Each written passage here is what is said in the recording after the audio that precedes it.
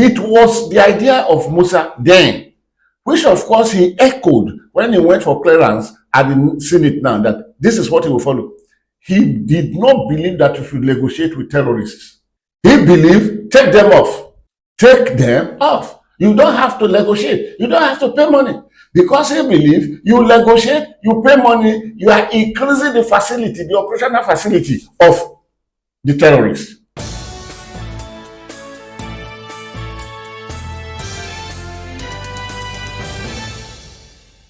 You are welcome to the Guru's Perspective. It's nice being with you, but like always, I will appeal to you, please, for those who have not subscribed to my YouTube channel, Godwin the Guru, subscribe and keep on viewing it. Touch the button. Most importantly, your comments are necessary. They are very, very helpful in developing us further. And if we are developed better, we will equally serve you in the best manner. So please, your comment, drop them in the comment box. Today, we're going to talk about the new Minister of Defense. It is now history that Mohammed Badaru, who was former Minister of Defense, had served his tenure, so to put it, and is gone. Either he resigned for what he called health reason, or he was given a marching order that go away, you cannot be here, by the man who appointed him, President Bola Ahmed Tinubu. He is no more there. Taking charge now is the retired four-star general, General Christopher Musa. And it is like the whole world, I'm not talking of only Nigeria, the whole world applauded his appointment as Minister of Defense. What is the difference there? There are many, many factors to it. But today, with time hovering around us, we might be able to mention 1, 2, 3, or 4 maximum. Let us remember General Christopher Musa as Chief of Defense Staff, meaning he is in the head of the armed forces, not Commander-in-Chief, because the Commander-in-Chief of the Nigerian Forces remained the President of the Federal Republic of Nigeria, because so he's legalizedly put constitutionally to do. But just of recent, Christopher Musa, four-star general, was the Chief of Defense Staff, meaning he coordinates the assignments of the Chief of Staff for the Nigerian Army, Chief of Staff for the Nigerian Navy, Chief of Staff for the Nigerian Air Force. He coordinates the Directorate of Military Intelligence, and that is that, military. Of course, the National Security Advisor is always the chairman when it comes to security meetings of all the chiefs. And there, he is always the chairman to the Chief of Defense Staff. He will be the chairman to the Chief of Staff Army, Chief of Staff Navy, Chief of Staff Air Force, Inspector General Police, the Defense Intelligence Agency, NIA, National Intelligence Agency, DSSS, Directorate of State Security, what do you call them again? All these paramilitary. It is the National Security Advisor that is there. But today we are not discussing the issue of the National Security Advisor.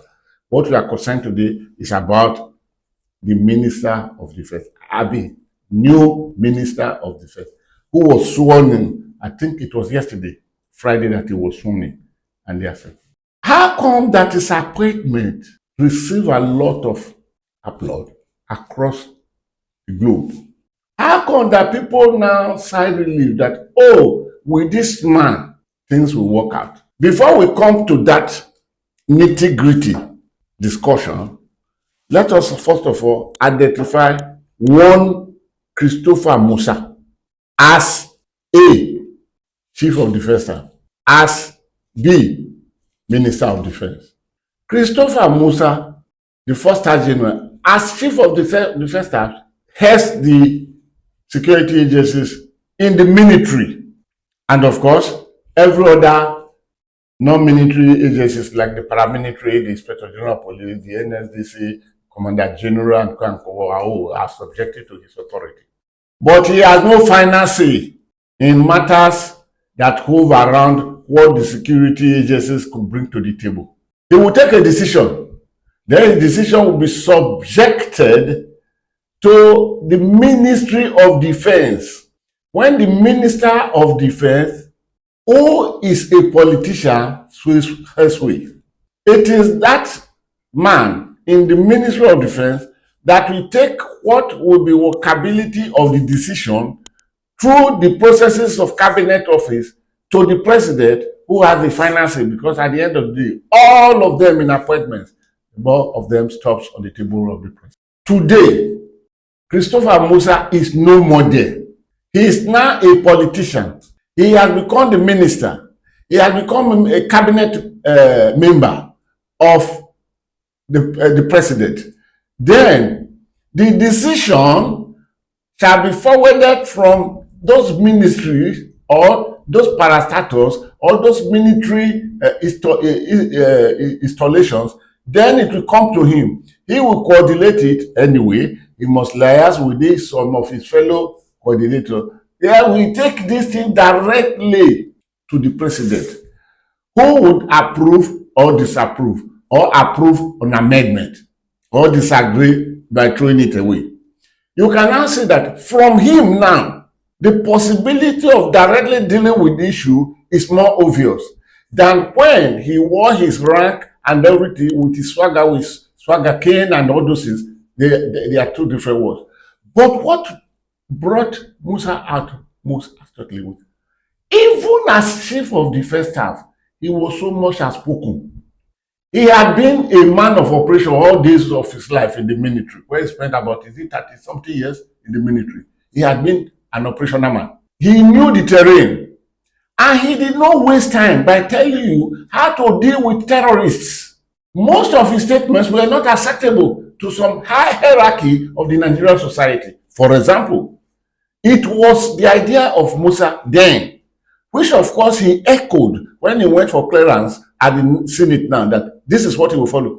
He did not believe that you should negotiate with terrorists.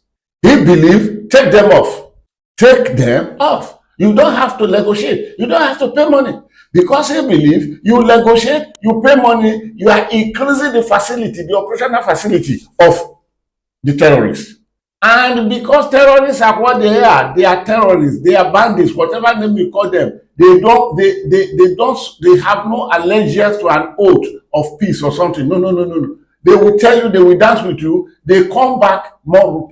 So if you pay them money through negotiation, that money enhances their facilities of operation. They go to acquire more weapons and they have more money to share with those who are sponsoring them, that are politicians and leaders within the Nigerian system.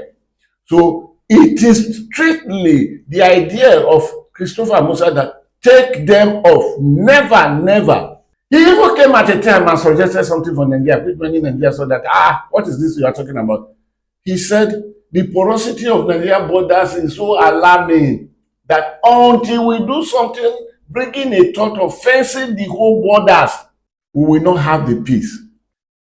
Look at the Sahel. How do you leave it so porous in such a way that, in fact, if you get to the border points of Nigeria, mostly in the northern side of the country, which of course I have visited many times, you won't be able to really know that this is supposed to be a border point, because the market, for example, if you are in somewhere the Gogola area, which you call Borno and all these days, with Cameroon, there is no difference. On the market day, you see them crossing over. The Cameroonian coming here, the here going there. So there is no issue that the border. So it was the idea of Musa that it is costly to fence the borders, but at the end of the day, it will prevent Nigeria from many battles that we are fighting today. He suggested this as a military commander. He suggested this as a chief of defense staff. Now that he has become the first minister, I think maybe the cabinet, if he convinces the president, will be able to take this and work more. So what is the expected result? The result being expected is that Musa, as minister of defense, will deal with the issue of defense better. But then, he who pays the piper dictates the tune. Musa will have his own idea. The idea of the person who appointed him is paramount to his own idea. So which one of them will prevail? One of my drivers in those days, Rex, I sent him a message one day. He went to deliver the message. And the manager of the company I sent him to disagreed on the message. Then Rex now told the manager, He said, Mr. Oshisa, I am a messenger, as you are a messenger here now. My Oga brought a message to your Oga. You are saying this. When order, jam order, the superior order will prevail. So based on that, it is what is in the heart of the president, Bola Ahmed Tinubu, that will prevail. So if Musa comes with all his bright ideas, subjective to acceptability of the president, we may not say too much different things.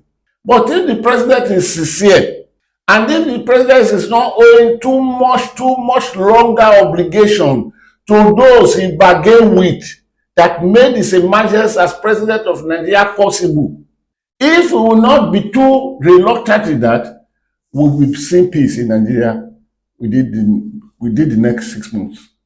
Because Musa is a man we believe will do the rightful thing. But the outcome, the final decision of his activities, and how prevailing those one will still be dependent on what the man who appointed him told him, either through the plain language or body language to do.